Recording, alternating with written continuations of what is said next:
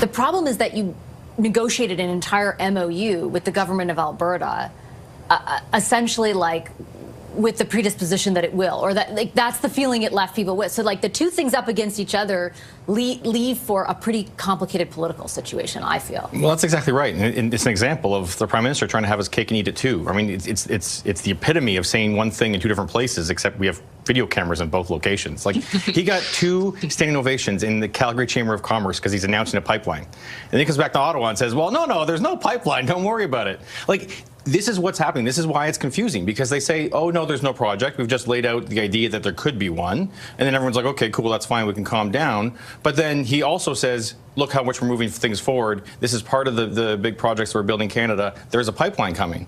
And when he has 2 separate messages, it's understandable why his ministers don't know what to say. And you have Mark Miller, who has a lot of experience and was highly respected by First Nations across this country, and built really strong relationships, saying we should be negotiating with these folks ahead of time. And of course you should be. You're talking about their land and land over which they are the stewards. They're also not a monolith. So yes, there are some First Nations in Alberta that want to get behind pipelines. They've seen some of those benefits, but the coastal First Nations, on the other hand, are united and they want to protect the coastline. So you need those conversations to go forward. But fundamentally, if this starts out with Mark Carney saying one thing in Alberta and another thing everywhere else, obviously there's going to be confusion, and it has to land at his feet.